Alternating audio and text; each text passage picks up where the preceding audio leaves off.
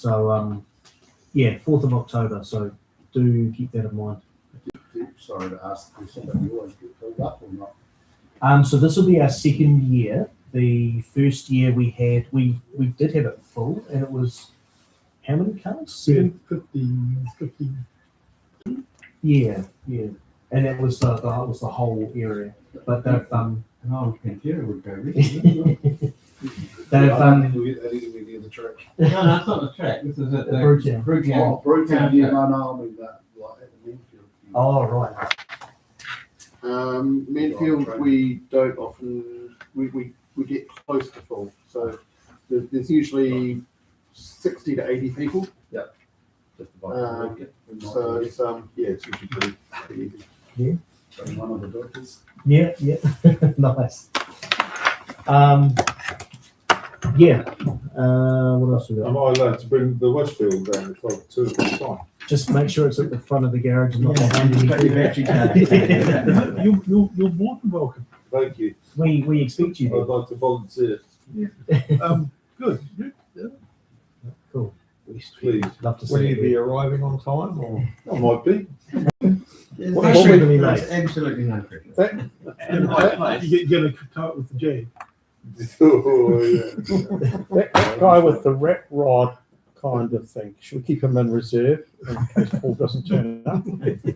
Oh, why did I even say anything? No, Paul, we'd love to have you there. You've been vindicated. Would you like to pre-organise a tow vehicle? That's what we do for you. That's normally what you do for me, but I'm not taking the WRX this time. So just saying there'll be one spare. Talk to Rich about that on the day. Now, I've just been asked to talk about this. There's a Conductive Education is holding a wheelathon at Nainai Primary School on Friday the 21st of August, 11 to 1. It's basically to allow disabled and disadvantaged kids to see some pretty cool cars rather than the it's not here. Rather than the Corollas they normally would see. He's watching. I just had to make sure Phil wasn't here before I said that. Quick note from Phil. Bastard. If you send me the details of it, I'll get one with you. That'd be excellent. Yeah, I'll probably bring the Dodge along. Yeah, no, that'd be cool. Oh, Friday. Oh, Yeah, it's a Friday. I've already taken that day off, actually. Good, so yeah. that'd be Yeah, good. it's great. Yeah. I was thinking of the RS60, but that's heavily weather dependent. So If there will it's- be weather. Yeah, if it's raining, it's won't will be put off. till next Oh, week. okay. If it's Friday, actually so raining. next Friday. Yeah. I'll take my Friday, easy up 21st. so you can ride under it with me. And then It's the driving of it that's the wet bit. the rain date is the 28th. So, but the 21st is the planned day. So if you can bring the Juno, that'd be great. 21st somewhere. 21 August. 21 August. So not this Friday, but the next Friday, next week. Yes. So if there's any doubt, just ring Steve and he'll, because he talks to my wife more than I do. So, So we've got a phone number here for Judy. What time was it? 10:30 till 11 to 1. Oh, arriving. 11 till 1. Arrive at 10:30, between 10:30 and 11 if you can. No, fine. Yeah, Yeah. and they'll feed you between 11 and 11:30. I can talk to the supercars group and see if they want to bring anything along. that would be fantastic. Yeah, I'll take a photo of that. Yeah.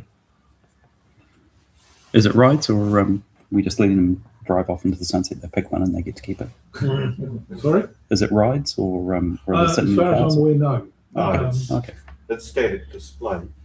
Part of the idea, if you're comfortable with it, is some of the blind children can touch the cars, but you've got to be comfortable with it. And just to get the children close to cars, Okay. because they're kind of not very well off children. Yep. So you just if I get the Westfield started, I'll bring that. I'd just like to say that for you. I think it's a good practice run. Good practice run. Thank you very much. That would be appreciated. You might want to send an email out about that. Yeah, please. Just get the details. It's got all the details. Send out an email to everyone in the Wellington area. Yeah. So, I could be a starter, but I didn't hear all the details. Send us an email. So do we need to contact to say yes we're coming, or just turn up? Probably just turn up if you know ahead. Mm. That's great. Or if you're doubtful about the rain, either ring Judith or Steve. Okay. Do you have a phone number for Steve? We don't have a phone number for Steve yet. I thought everybody had Steve's phone number. It's printed on the bathroom wall. Does it matter what type of car you bring? No. Yeah. They actually thought cars from this club would be really interesting, particularly like your car, like the road rat and stuff, because guys have built it. And one thing my wife tries to do is give the children a sense of what can be achieved. And I think this club's good for them. All right, let's roll on. Committee report, we'll see the magazine for the June committee meeting. Treasurer's report, Patrick is not here, but his report is covered in the magazine, so I don't think he had anything more to say, except that he's still struggling with Westpac to change the Yeah, well, the two of us, we got phone calls from Auckland asking us to go in and identify ourselves. I don't know why you two are getting that. No, they didn't ask me to go in, Dave. Let's not point the finger too much. Did they ask you? Well, I can see why they didn't do it. I need to check with you. Yes, I've been rung and asked very searching questions like, what's your name? And date of birth. And how old am I going to be at the next birthday? They didn't ask date of birth, but they did ask what age I was going to be at the next birthday. And that was that's maths. That's a tricky question. That's bloody right? maths. I mean, Jesus, Stop counting a few years ago. And they seemed happy enough with the answer, so who cares? But it's an ongoing process at the moment, and hopefully by the time this is done, I'll be ready to resign and you'll have to do it all again. Magazine, well, as you can see, another excellent job. Although someone's getting fancy with the photography on the front. Is that going to be the mystery car in that photograph? It's supposed to be a teaser photo or something, is it? Oh, wow. I thought that was, I mean, if you read the article, there's so many wonderful photos of it, and I thought we'd just tease them with that. And it was one of the only ones in portrait. Yeah. And also there's a deliberate mistake in the mag that I blame the 3 proofreaders for failing. Yeah, that was rubbish. We put them in there on purpose too. Yeah. So find the deliberate mistake. Maybe And also, maybe the chocolate fish will come back again. and have a go at what the mystery car is this month, because nobody even put their hand up last month. It was too good. What looks like a Mitsubishi Colt. It does look like a Mitsubishi Colt. That was a good guess. It was wrong. How about Galant? Mitsubishi Galant then? It is not. No, it's a Vauxhall. No, also not. Steve was easily closest, but still dead wrong. Or GTO. Colt GTO. Incorrect. It's an Opal. No. It's got to be something. I mean, at least we're getting guesses. Of course it's something. Yeah. Well, then is it Japanese? No, it's Oh, no, do you want hints? I don't really want to answer that. I mean, let's just say kind of. Well, Japanese can be left-handed. Hyundai. Built for. Oh, you notice that it's left-hand drive. Oh, well, that's a good guess too. Yeah.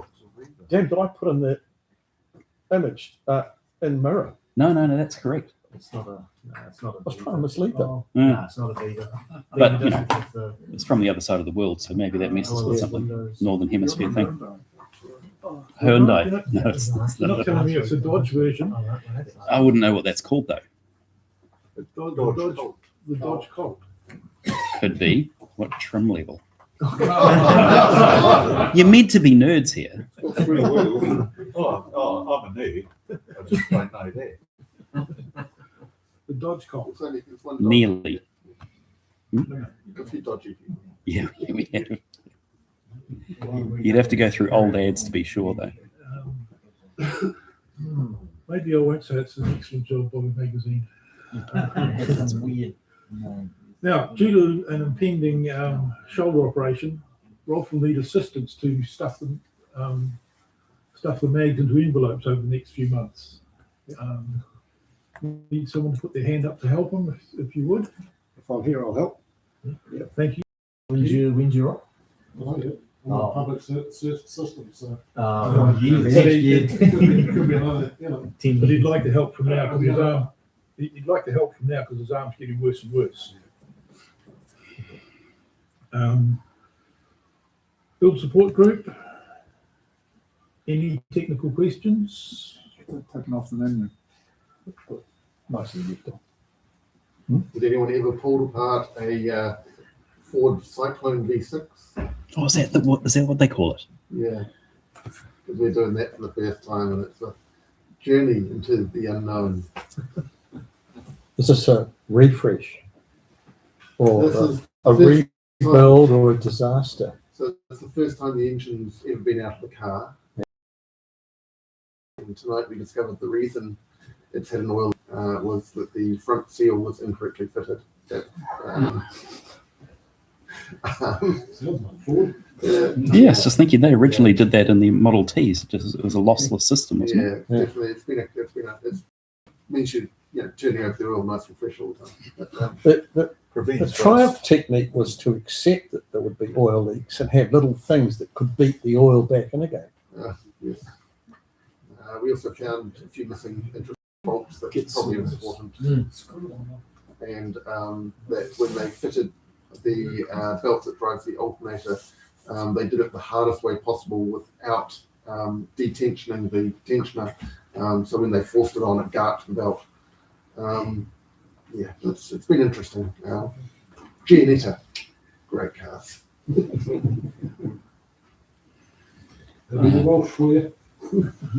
Oh, yep. Other question. On Friday, we went over to Greytown, and the guy had two plastic Lamborghinis.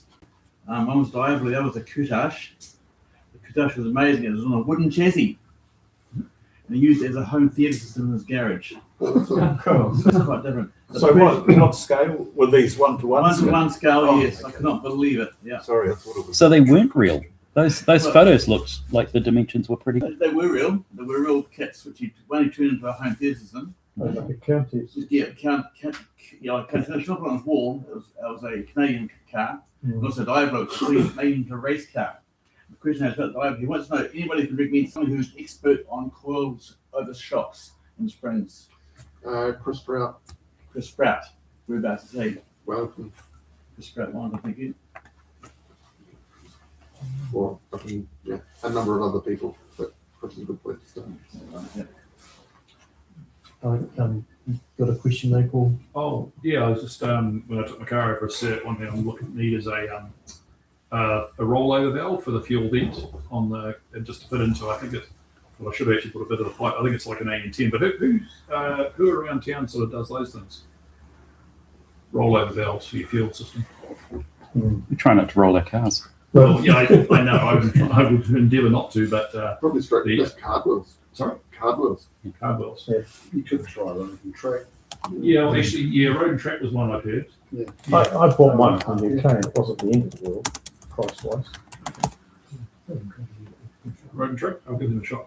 Thank you. Cardwell's $68. Oh, yeah. Where about Cardwell's based? Oh, that's right. Right.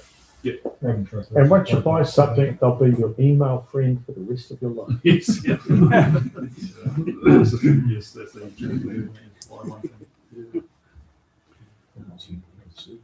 Do you guys want to ask any questions or anything? No? No? All good? All good? No worries. Buy someone's swap. I'm still after 1600 cross-flow engine parts. If anybody's got any 1600 cross-flow engine parts that are clogging up their garage, I'll take them off their hands. I was going to say, Patrick, you might just guide me on this one, but Alec is in the last throes of closing his place down, and he's still got the gearboxes and loads of standard nuts and bolts, all the unused, and he keeps on meaning to put a list into the magazine, doesn't he? He does, yeah. But he gets thwarted by domestic bliss. So I just it probably needs. We need to make an effort, really. That's why it's pretty sick at the moment. Yes. And that's why it's not been. She had a bit of a stroke, didn't she? Or a significant stroke. So, but I mean, we probably need to make an effort because he's done a lot for this club, I would imagine, over the years. And just to go in and clear him out and give him a few bob for whatever we take. So we might want to think about organising a weekend once he's got his chin off the deck from his missus. Yes. Yeah. So just put that in for maybe next month. How's the rest of the factory looking? Is it pretty much all tidied up? Well, it's pretty empty. It's sold. It's sold. Mm. Yeah. That's one of the boss's father. Well, on that note, I went to the Elmec car launch on Saturday Oh yeah. in Metamata. It was the first brand new production Cobra, and I went for well over 100 grand. And it was beautiful looking guy. The guy who bought it owned 3 other Shelby's, so he thought he had a Cobra as well. And so it was a very nice day in Metamata. And I spoke on behalf of Alex. Good. Nice. All right. Anyone bring along a tool of the month? All right.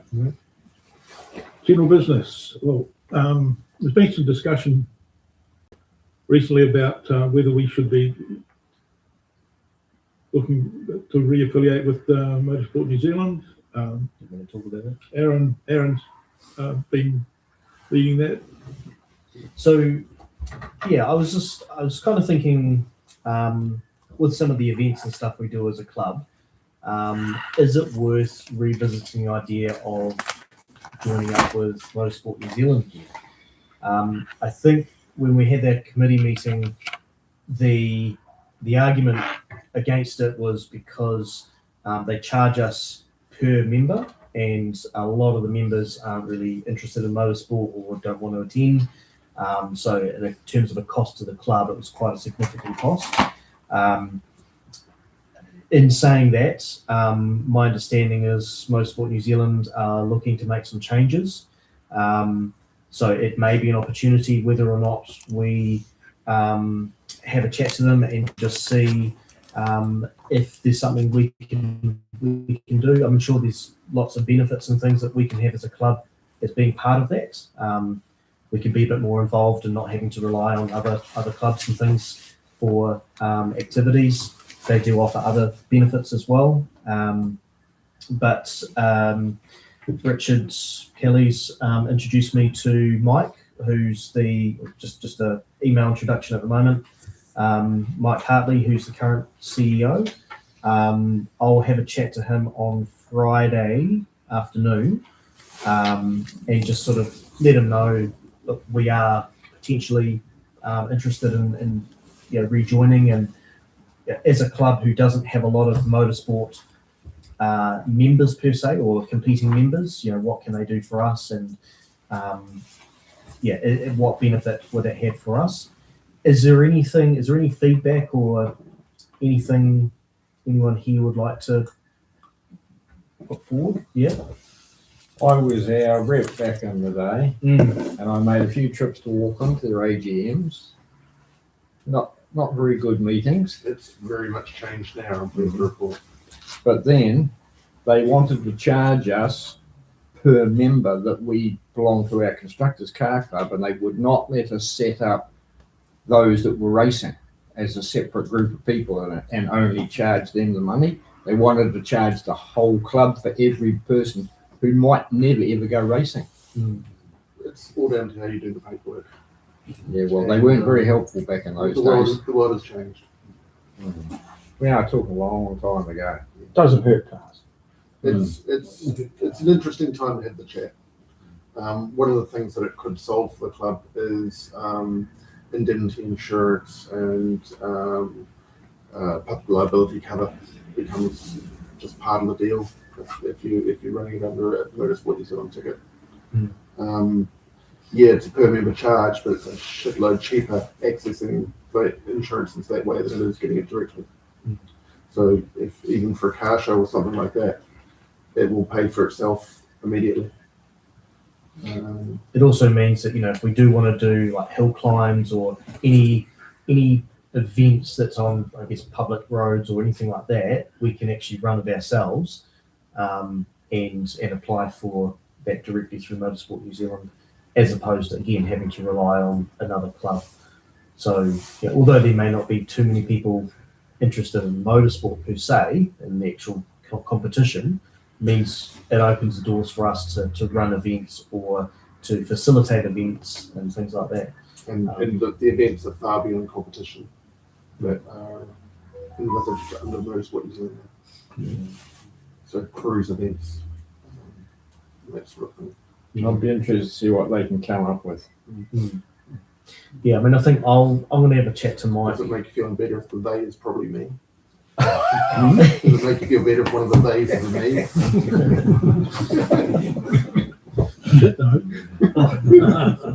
Look, I mean, regardless what happens with this club and we decide to join it back up or not, I think for me personally, I think it's something I'd like to, obviously we've had our conversations, Richard, but something I'd like to sort of pursue, whether or not there's an opportunity for me, whether in the club or out the club, to actually be more involved in some sort of motorsport thing. So, if there are people within the club here, because there's lots of other things you can do. You don't have to be competing, but you can do all sorts of other activities like stewards and clerk of the course. You can. And Richard, are those qualifications, they're free, are they? They don't charge? Yeah, they're free. And they provide the training to get through those things. And there's a hunger within motorsport to open it up to beyond where it is at the moment, to be a serious contender. Motorsport in New Zealand's a $4 billion industry. It's bigger than most things going on. But we only have 4,500 active licenses. So it's a massive industry. But until we can get a lot of signatures saying we're members, and it's really hard to work with government and ensure that more towards grassroots too now. Yeah, Good. yeah, it's a massive push towards grassroots motorsport. That is the push. And obviously I'm on the race commission, but we've been delegated a role to work with the Club Sport Commission to really open up that whole grassroots thing. Again, it brings it back, and I say I believe it'll be an interesting discussion because there's an appetite to work with clubs that aren't traditional motorsport clubs. There's been 3 new clubs joined for that very reason in the last few months. So it's picking up again, but it's a very, very different world from what you experience, which is a good thing because it wasn't much fun. It also opens us up to more members of the public, because if we can offer events, then we can actually go out and say, hey, look, let's do an event, invite people, members of the public along, get more people involved, and potentially get some more members, or just being involved in more community activities. And I think again, regardless of what happens with this club, I think it's probably something I'd like to do is, get more involved in sort of motorsport activities and maybe get a couple of licenses and things. Right. The other thing that's been a subject of discussion was how is the new venue suiting everybody? Obviously, there's been some issues with this new venue. This is the biggest crowd we've had in here, but it looks like it's okay. But obviously, we've had a bit of a few issues getting vehicles in and out. In the 3 months we've been doing this here, but I think personally that once we get our shit together, we can probably do it reasonably easily once we work out a system. But probably time to ask everybody how this venue suits. Financially, it suits us very well. There you go. What do you even call that venue? Like, fit for purpose. And location's good? Fit for purpose. Now I know where it is, yeah. It's fit for purpose, isn't it? That's a big car. Haven't seen the bar. Don't know where the bar is. Yeah. Well, see, just around the corner there, No, that fridge. That's the start of it. yeah. I'll do that. I think it's a good thing to evaluate how well it's working out. But I think it's too soon to do that. We should just hang in here and make the best use of it. And after a few months, it's I'd put on the bring up for 2 or 3 months' time to have a re-evaluation. Fair comment? We'll probably go further than that. Why don't we wait a year and then we've had some winter meetings and some summer meetings, and then we can go, right, well, now it's been a year, what do we like it or not? Yep. I guess it was just more some initial feedback. You know, if anyone's got any reservations or questions or anything. Setting up the table help, generally making it a little more like club rooms than a collection of random chairs. Couch is comfortable. Quiet in the bed. We always have the naughty kids back there, don't we? Yeah. Just before we close up, though, anyone else got any general business? Anything they want to talk about? Well, I've got my son's cash book. Who do I give it to? You better give it to me, given that we haven't got our treasurer here. Some of mine over on the sofa. If you give it to Steve, and Steve, you just noted, but chuck the money in that box because I do a deposit of the cash in that box. Right. Okay, then instead of the middleman, give it. All right. Put it down in the minutes or something. Yeah, but put it down in the minutes what it is, so that it doesn't get lost in the general scheme. Oh, you've written it on anyway. Oh, yeah. And what is it? That's up to you. The printed mag or the or? That's serious stuff. Cool. You can grab a mag too. All right. Can I ask a really? I'll probably get slated for this, but are we due new membership fees now? That has been for a couple of 3 months, 2 months. I'll pay mine tomorrow. Oh, sorry, not the only one. I'll pay my money. Just pay it through to the club client. Yes. Yeah, I'll sort that out. Sorry, been losing touch a bit. Right, well, we'll call the official meeting to a close, but I'd like to hand over to Tom. If you'd like to have a wee chat to us about your card, can I give you this to put on? Well, hopefully everybody can hear me. You're going to be the printed man.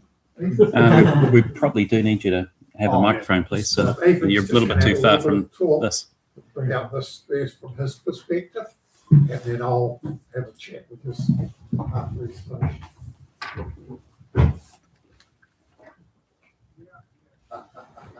Mic him up.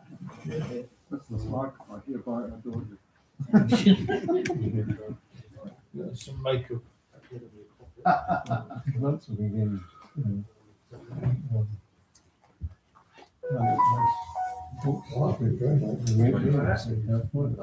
my name's Ethan. Hello.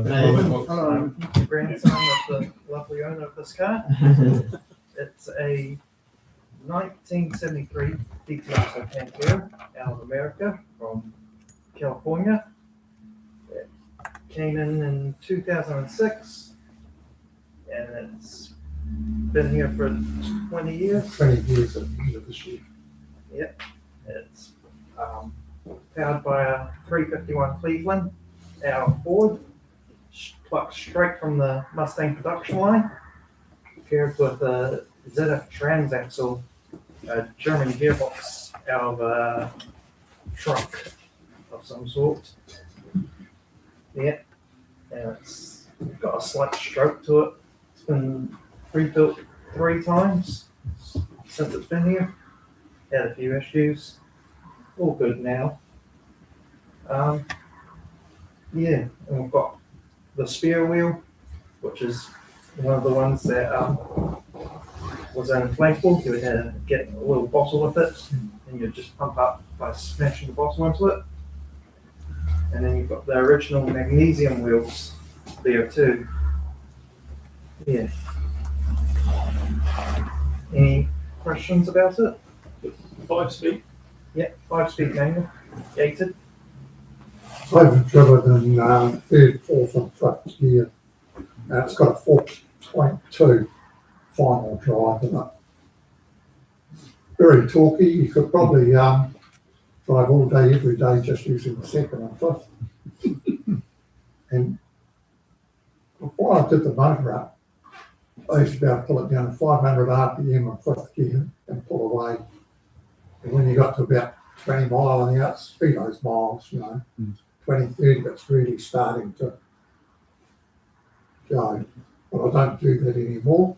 I try not to. Not in front of your grandson. Yeah. Right.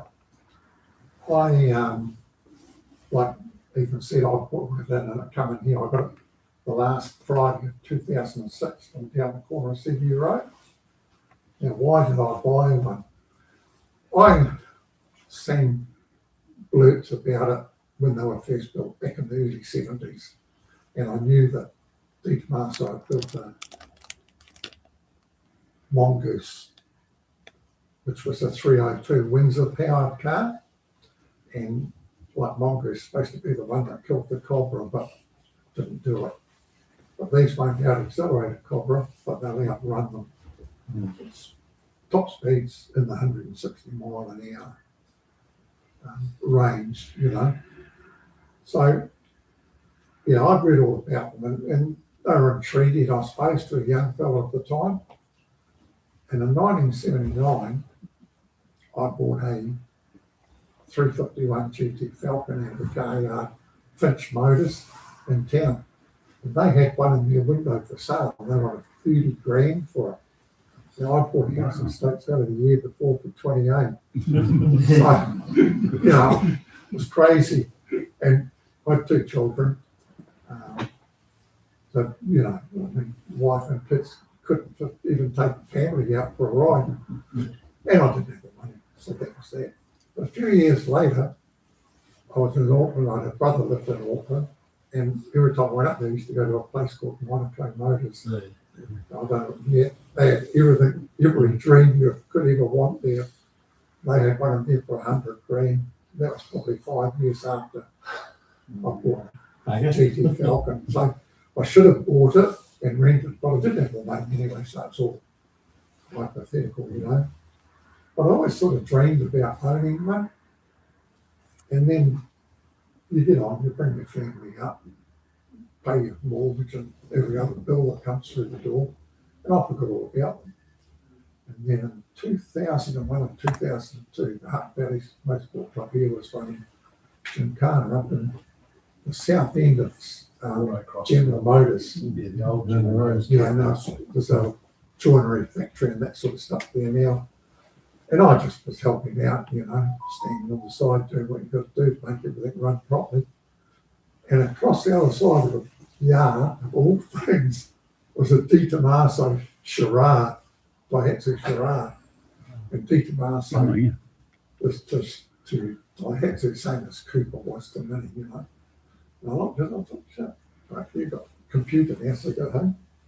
Oh, hell, I could afford one of them if I get knuckled down. So if I did knuckle down, and one came up in 2003 in Christchurch, it had been restored and everything. But I was an Aussie, and my wife was over there where she was getting radiotherapy, which they couldn't do here when they operated on us, so we were in North Sydney. And I couldn't get back. And the guy sold it for 40K. And so, you know, that was threw off. In 2005, I went to the States. There's a place over there called Pantera International Motorsport. Their website's PIN.net, and that's all they deal in. And I seen one there, and it was supposed to have been restored. The motor had been rebuilt, 4 weathers on top of it, and all the gear, and been in a motorsport club. Just ticked the boxes. So we jumped on a plane, went and had a look. But when I got there, the window behind the door was broken or missing on one, and side, and the dash had a big chunk out of it. Reality sort of set in. Who's going to tune 4 downdraft weathers if anything goes wrong, you know? End up with a big car sitting in a garage that you couldn't do anything with. So I sort of backed out of that. And I had another one there. It was fire engine red, big fed guards, big wheels and everything, done 500 miles on a twin turbo motor, the proper motor, twin turbos fitted to it. So I went to look at that with the wife, Johnny Biscuit. And I think probably it was the wise thing, because I don't know how you would have got it through compliance. You didn't even take it out for a test drive. Good luck, let's take it for a test drive. Well, you could have probably ended up in a lot of trouble with that. So, and then I was looking around, and you see them on Hemmings.com. And I said to my daughter and my son-in-law about it. They said, I get on to Dwayne. And Dwayne Jones used to own Jones Automotive in Petone here. Years ago, it used to be on the corner of Victoria Street and Jackson Street. It's moved around into Gear Street now. Well, he actually lives in Bakersfield, I'm not sure which one it is, in LA. And so I got in touch with him, and he said, yep, he'll come and have a look if I find something. So I found this in just south of Santa Barbara in a place called Galota. I think that's how it's pronounced. And so I rang the guy and had a talk to him about it. He says, I'll put a few supermarket things and touch-ups and what have you, you know. And he reckoned he was the second owner. And I got the papers when he bought it. So he bought it in 1981. And we got Dwayne to go and have a look at it. My instructions were, if it's rusty, don't even hop out in your car. When you take it for a drive, the synchros in the gearbox are a bit funny. Take it back to him quickly. You know, he took it for a drive and sent me a report on it. So I rang the guy back and we negotiated a price. And then Dwayne went back up there and picked it up. Apparently it was about 2.5 hours from where he lived up to where it was. Then he took it back down to Long Beach, I think it is, with Kiwi Shipping. Guy Steve Curl, Kiwi guy, runs that. And they shipped it home from there. Can I just add something here? If he had gone and walked it himself, it wouldn't be sitting here. No, I wouldn't have bought it. He wouldn't have bought it. No, but probably the best thing I did was, you know, get somebody else to look at it. So I've had it repainted. I had the motor done now. Ethan touched on something that had been straight. Well, before I did the motor, I could drive it, like I said, and I'd pull it down to 500 RPM in 5th gear, and it would pull away. And I used to do that quite often, you know. Great, lazy, you know, just get into top gear, go anywhere or not. When I got the motor done, took it up to a guy in Paraparam who had the dyno that you bolt onto the wheels. So I thought that's easier on the car. I got a ring and he says it's knocking. So I went up and I got colliers down. They took it away, pulled it apart, and he said to me, oh, come up and take the car, because they took the motor out of it this time, I've done it before. And take the car away, we don't want to get it scratched, because when I did the motor and the paint and everything all at once. So when I got it, he said, "Oh, do you want to have a look at your motor?" I said, "Yeah." He said, "Come over here." So that was sitting upside down and took the sump off it, and two rods, you know, they both got the same journal in the V8. They were both apart, and the crank, where one rod went on, you would swear nothing's been on it, and the other one looked like a piece of corrugated iron. It was stuffed, you know. So they couldn't figure out what was going on. They did the crank and, you know, got it going again. What went again? And what I found out in the end, what was causing it, unbeknown to me, and probably most other people who run those motors, there's 3 distributors fit in them depending on the state of tune they're built. So you get a 6-degree distributor, 10-degree, and then the engine bay that had a sticker on there, riveted in, 16 degrees at 1,000 RPM. And that was where I was running it. But the guy in the States, when I bought it, he said he put in a new electronic distributor and a new windscreen and this and that and everything else. He put the wrong distributor on it. I had a 6-degree one in there. So what was happening was just detonating, but you couldn't hear it. And one day I actually was going around the loop up the Wingate and up past the Tyre station. I was in 3rd gear and I was doing about 2,000 RPM and I put my foot down quite hard and I had the cover on between the cabin and the engine bay. And it just sounded like a bomb going off. So yeah, so it turned out anyway, the wrong distributor. So after a hell of a lot of shit going on with it, got it sorted, and yeah, that runs all right now. So it just shows how easy it is to get sucked into something. But you know, so yeah, so like I said, I got it on the last Friday of 2006 to get it compliant over Christmas. It was February before I got it on the road, all legal and registered and insured and everything else. And since then I put some wheels on it about 6-7 years ago. That's of course just the magnesium wheels over there. Stephen's got his foot on that. The front ones are 15x7, the rears are 15x8s, and they're 2 different. You know, the profile of the rear tyre is a lot taller than the front ones. So the other wheel over there is the American Space Saver, 8 inches wide, and you have a look at in the sidewall, it's got like a crease in it. When you pump it up, it just blows out like that. But I've never used it, and so I've got a tyre pan going under the bonnet by the battery, I believe, to pump it. It weighs a ton. I haven't. Yeah. I've seen one of those gears.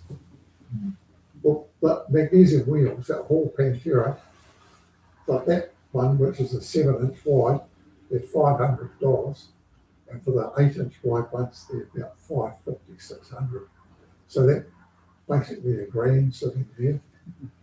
And that Space Saver, I've seen one on eBay, and it's the same as that, and it's something 70, it's written on that. It's getting a bit invisible now, but it was really clear. 7814. 2,500, 24,995 is what they want for it. So at 60 cents of the dollar, $4,500, I suppose. Not be bought that. But yeah, I mean, so they get everything you want for them, so long as you've got a good Visa card. And like, well, the other thing some years ago, I don't know, about 2011, 2012, there was somebody selling one of those ZF transaxles in Greymouth of all places. It's not sort of a place I would have thought you'd find a car like that, let alone wrecking one there. But he wanted $17,500 for that gearbox, and it said it sat in the shed for 10 years or needing new seals and checking out. If you push by now at 19,500, they throw in the engine as well. I I put up my watch list and I went back to Everton a week later and it had gone, and that went to Matter. And I thought, it should be worth that much money. I was in the States in 2013 and I went round to Pantera International and I bought some adjustable shocks, coilovers, you know, and they're 12-point adjustable, 6 compression, 6 rebound, and new springs and everything. And I said to the guy there, I says, what's it worth to buy an overhaul transaxle? Because I thought, if the mountain part here, buy one there, bring it back, sell this one, and there's nothing wrong with it, but I got one that was, you know, you wanted 19 and a half to buy one outright. So that's 30. Freight on top, I don't know what that would be worth. And then when you get a head, gee, is 15% on top. So it's never spun a wheel since. So yeah, so that's about it really. Bought the coilovers back as carry-on luggage. Yeah. Yeah. You've got to keep it under. I think we're on I've got a question, Tom. How many tickets have you had? None. Good on you. I got picked up. I was coming back from Manfield and coming down through the intersection there at Hinatangi, and up in front of me was, I can't remember what it was, but every time I got close to him, you know, he's doing about 80k, but as I sped up to pass him, he sped up, then the next thing he looked at the speed up, he doing about 70 miles an hour. Oh man, so I look around here, and as we come through that intersection, then there's a passing lane just south of that. Right, this is it. No matter what, go through. So I cruised it, pulled out, and there was something down the road which didn't look right. So I pulled back in, and it was a cop. So they got me at 119, and he followed me down the road, and pulled me over, and he says, oh, you know, you're doing 119, oh, was I? And he looked inside, and he says, oh, it's the speedo in miles per hour. I says, yeah. He says, how do you calculate it? I said, with difficulty. And I think he just wanted to look at the car because he let me go. Yeah. What about when the cop pulled up saying you were unregistered? Oh, yeah. That number plate's a copy of when I went to Auckland to auction at Turners, and they had one with the same number plate but without the 0, you know, where there was no. So I'm driving up High Street, and there's a cop car, a couple of cars back, and as we got up just south, I don't know if you know the area, but Park Ave, just south on the left-hand side, you're coming south, there's a church on the corner. Well, I can't remember what the street is, but just by there, behind me, the sign. So I pulled over to let him pass. And I looked at the mirror, it's probably no point. Funny, I want to see one. So he goes around to that side of the car, and I just put my hand up on the roof, tap it, and give him a wave. And he come around and he says, oh, this isn't registered. I says, yes, it is. He says, no, it's coming up on our records that it's not. So I'll sort it out. So I'm saying, I was just listening a little bit. Then he says, oh, does this belong to, I just can't remember the name now, but a woman in Auckland? I says, no. And he says, is it registered? I says, well, there's the sticker, read it. And he says, well, it's coming up, you know, this woman. I said, oh, I know what's wrong. I says, look out, let me get out. So I got out and went around the back. I says, did you put in that number plate exactly as that is, with a 0 on the end, or did you put it on?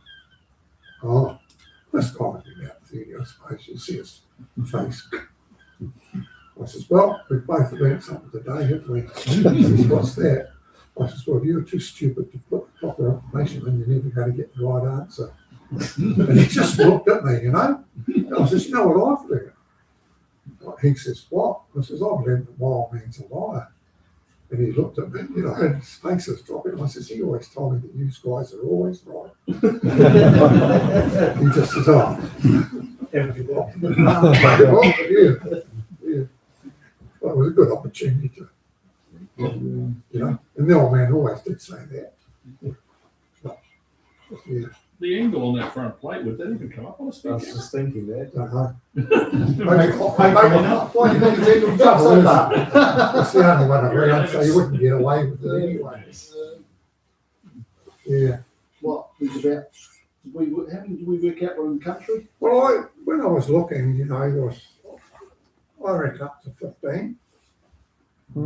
But if I put that in, that's 73. If I put that number plate into car jam, it'll come up one or two. I think the most I've seen is 3 registered. That's all I can assume is the other couple, they only register them when they want to use them. Because that is always registered. I think I had on hold for 6 months one time. And also, if you put in 73, it's only going to bring up Yeah, 73. yeah. So 72s and 4s. It also brings up, so on Carding, it also brings up the exact description.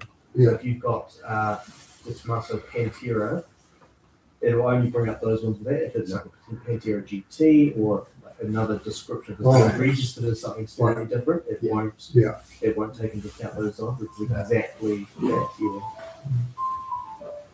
How long ago was that paint job done?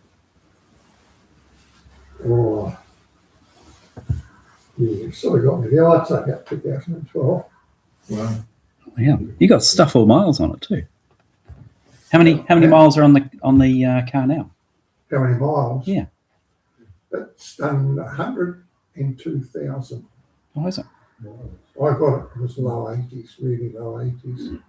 And it clicked over the 100,000 in 2019.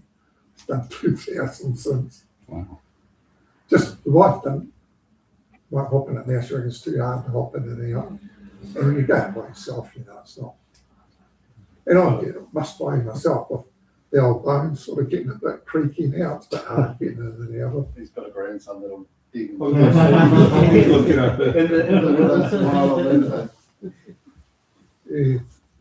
And occasionally, very occasionally, he throws me keys.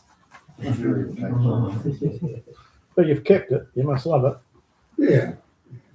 Well, I did think about saying that I had a GTF Falcon, to be the last of the GTs. And sort of, that was costing me $3,000 a year for it. Well, I think, wait, 7 years and did 20,000 K. And I ended up selling that, but it was a brilliant car too. Shit, yeah. That was the drive. You could have thrown me the keys to that more often. We had it on, we had that over at Prestige Tuning. But this car club had a day over there a few years ago. It was 399.1 kilowatts at the back wheels. Wow. So, you know, and I said, I was sitting at home one day, retired, nothing better to do. So I Googled transferring rear wheel horsepower to flywheel. And they gave me some formula. I worked it out. I think it was 635 that flywheel. And we do the standing quarter in 12 seconds, and they reckon 0 to 216 seconds. And on over like atmospheric conditions, it would boost to 400 and something, 403 or 405 kilowatts. Brilliant car, which is for sale in Christchurch if anybody wants. There are only 50 of them brought into New Zealand. Yeah. 500 in Aussie. You know, these things here, that Hemmings.com, I used to look at that quite regularly, and a few years ago, I looked at it, and the average price for one of them was 120K American. But now you've got a lot on cars, I can't be bothered anything to do with a lot on. Now I avoid it like they. But the ones that are modified seem to sell for a lot more. Like Gas Monkey. Yeah. Yeah, I don't know whether you've seen it, but they did a white one. Had a big 6. Yeah, EcoBoost, wasn't it? Yeah, EcoBoost V6. Yeah. And that, I don't know, could be worth 400 for all I know. Just don't step back any further. Right? Don't step back any further. Right. Yeah. Yeah, I suppose, you know. It's quick enough. and it sounds right. I'll fire it up, Stephen. Are they the American bumpers on it? But coming up, when I got it, had a big steel bumper that had a big thick rubber coating on it, sort of 5 mile an hour bumpers, which they bought out. I don't know when, but that was the era they put it in. But the rubber had delaminated off the steel bumper, and the bumper was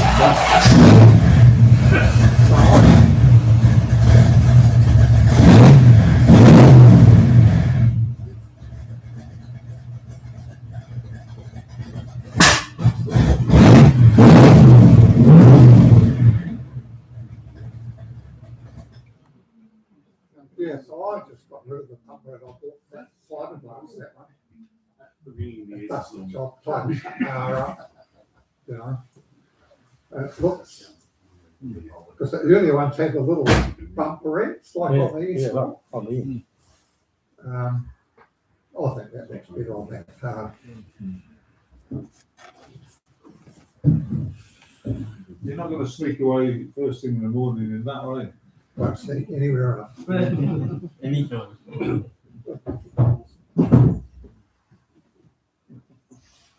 Yeah. Oh, anyone else got any more questions for Tom and Ethan and Steve?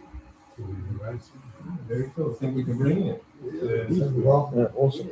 I did bring it down years ago. Yeah. You're around there. Patrick, it was a school teacher. Travis Bond. Yes. I'm his uncle. And you rang me one night, you found out he had it.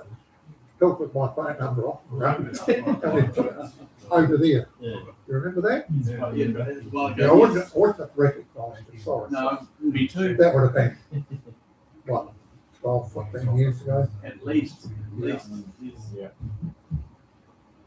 I remember when it came in. Yeah, I remember too. Oh, so thank you so much, guys. We appreciate you bringing it. Thanks for organising that. Yeah, welcome to stay with us and tea and coffee and some biscuits and stuff. Yeah.